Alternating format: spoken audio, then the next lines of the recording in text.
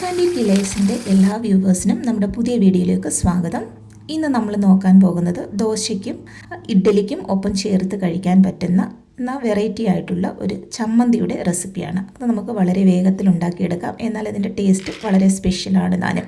Okay, അപ്പോൾ ഇതിനു വേണ്ടി നമുക്ക് ആവശ്യമായിട്ടുള്ള സാധനങ്ങൾ ഇത്രയേ ഉള്ളൂ.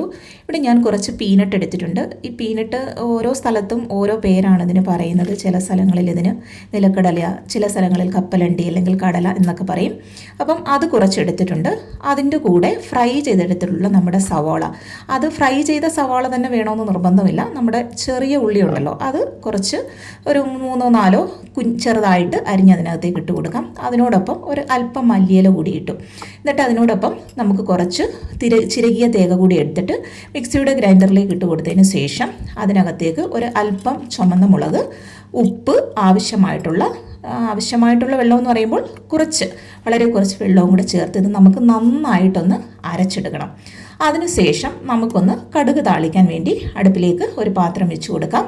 അതിനകത്തേക്ക് ഞാൻ കുറച്ച് വെളിച്ചെണ്ണ ഒഴിച്ച് കൊടുത്തിട്ടുണ്ട്.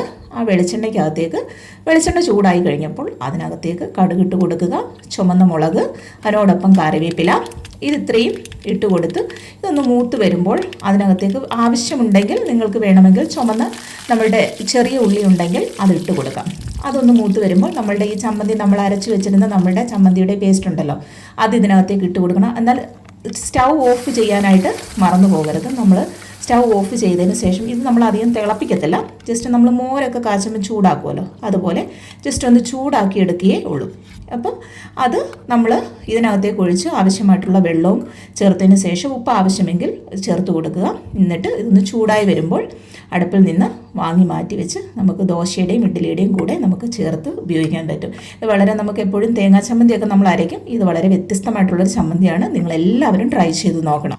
നമ്മുടെ ഈ പീനട്ട് ചട്നിയുടെ റെസിപ്പി നിങ്ങൾക്ക് ഇഷ്ടമായിട്ടുണ്ടെങ്കിൽ നമ്മളുടെ ഈ കുക്കാൻഡി ഡിലൈറ്റ്സ് ചാനൽ സബ്സ്ക്രൈബ് ചെയ്യണം. മറ്റൊരു വീഡിയോയുമായി വീണ്ടും കാണാം. Thanks for watching.